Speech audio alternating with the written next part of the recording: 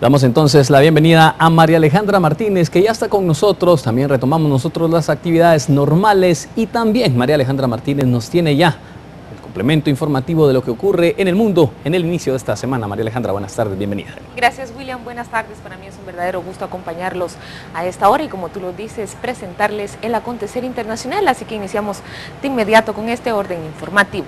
Al menos 50 personas murieron en las últimas 24 horas en combates entre los rebeldes chiitas y las fuerzas leales al presidente yemení en Adén, la segunda ciudad del país, indicaron fuentes médicas y del ejército. Los enfrentamientos continúan en Adén. Los rebeldes chiitas que controlan la capital intentan tomar la segunda ciudad del país, enfrentando la resistencia de las fuerzas leales al presidente exiliado Abed Rabo Mansur Hadi. La campaña de bombardeos liderada por Arabia Saudita es considerada insuficiente por quienes combaten a los rebeldes hutíes. Le pedimos a las fuerzas de la coalición que lancen una intervención terrestre en Yemen porque enfrentamos una situación desastrosa. Ellos bombardean nuestras casas al azar. Solo tenemos estas armas ligeras y se nos están acabando las municiones. En Adén murieron más de 50 personas desde el domingo, según fuentes del ejército y médicas.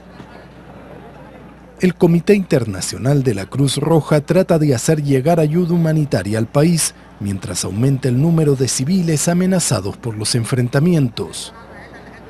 Los hospitales que carecen de medicamentos no pueden atender a los cientos de heridos que ya ha dejado el conflicto.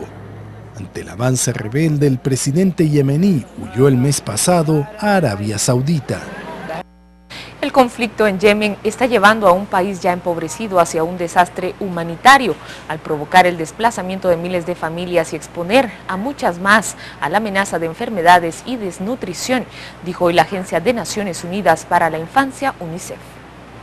El estado más pobre de la península arábiga ha soportado años de disturbios, pero las casi 2 semanas de guerra entre combatientes rebeldes hutíes y fuerzas gubernamentales, respaldadas por una ofensiva aérea liderada por Arabia Saudita, han puesto en un gran peligro a millones de personas.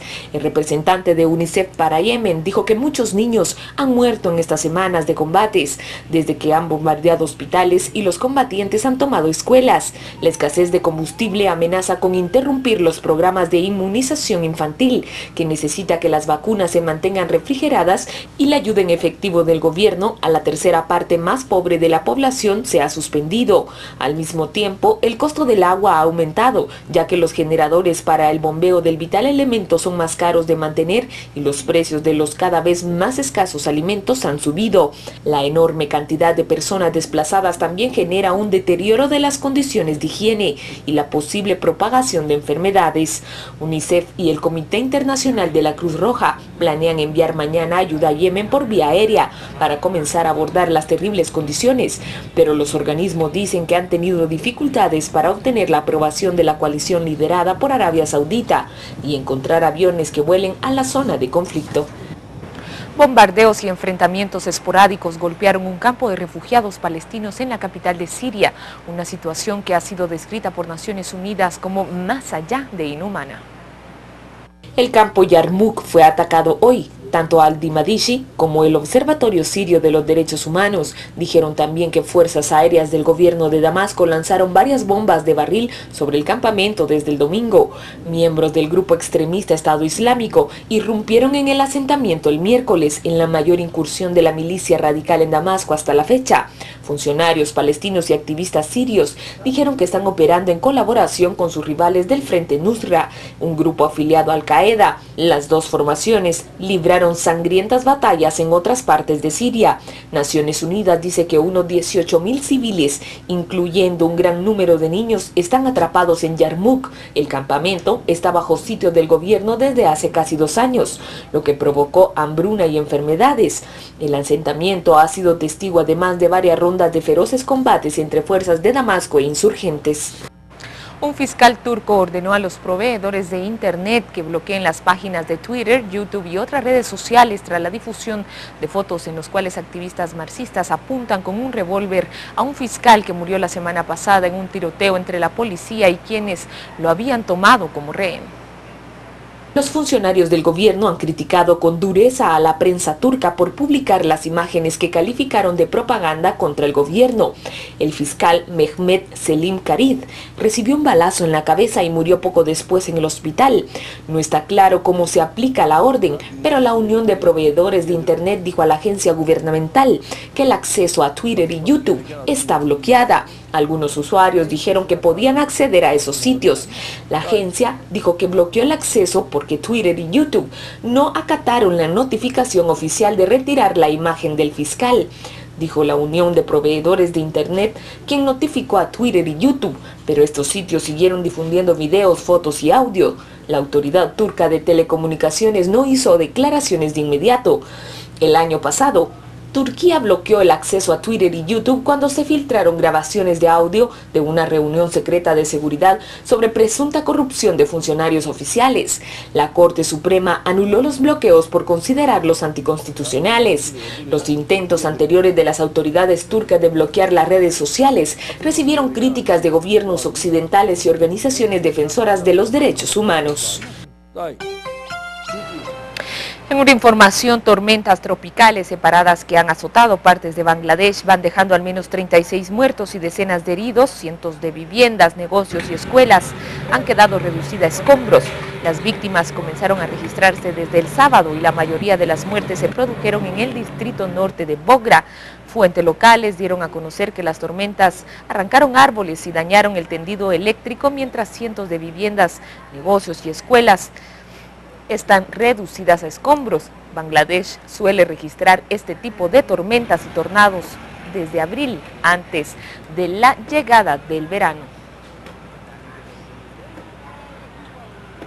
Y miembros de la ONG brasileña Río de Paz marcharon este fin de semana por la playa de Copacabana antes de enterrar simbólicamente en la arena un féretro blanco en una muestra de solidaridad con la familia de un niño muerto en una favela.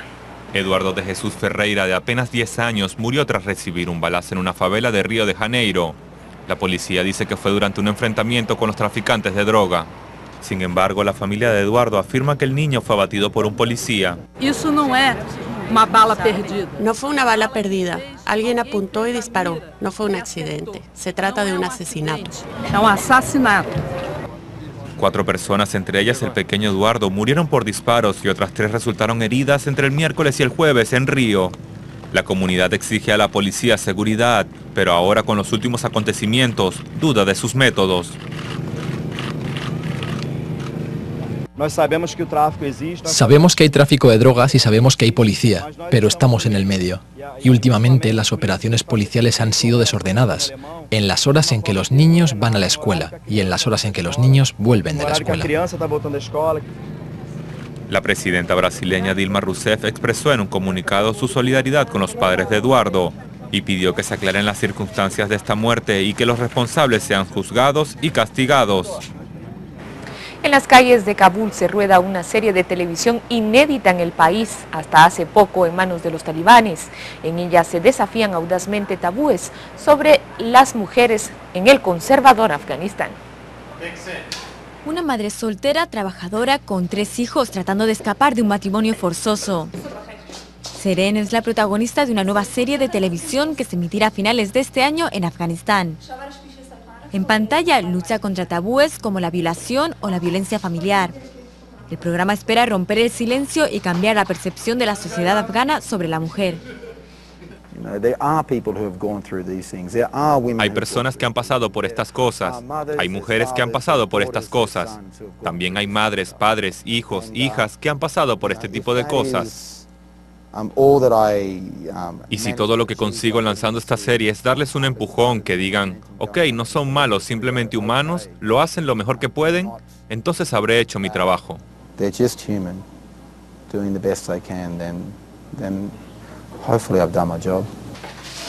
mujeres en Afganistán a menudo están estigmatizadas por dejar su casa o buscar un trabajo o educación. Es incluso peor para las que aparecen en televisión. Muchas han muerto por su trabajo. Es un poco peligroso. Ayer estábamos filmando fuera Y cuando dijeron acción, me olvidé, pero cuando dicen corten y sigo esperando el plano, siempre tengo miedo de que alguien me tire ácido o que me acuchillen.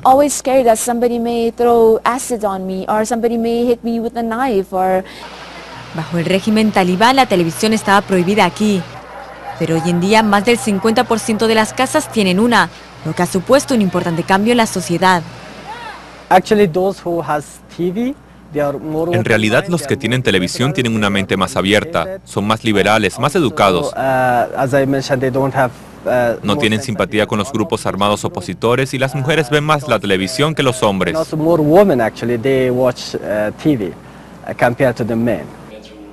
Seren trabaja como secretaria de la corte en la serie, que también denuncia el corrupto sistema judicial afgano. Definitivamente, este programa de 12 episodios no tiene miedo a las controversias. Nos esperamos con más noticias del mundo a las 6 y 9 de la noche. Esto es todo de mi parte, William. Gracias, María Alejandra. También tendremos más información nacional cuando volvamos de la pausa comercial. 3 oficinas de diputados fueron saqueadas en plena Semana Santa. Los detalles cuando regresemos.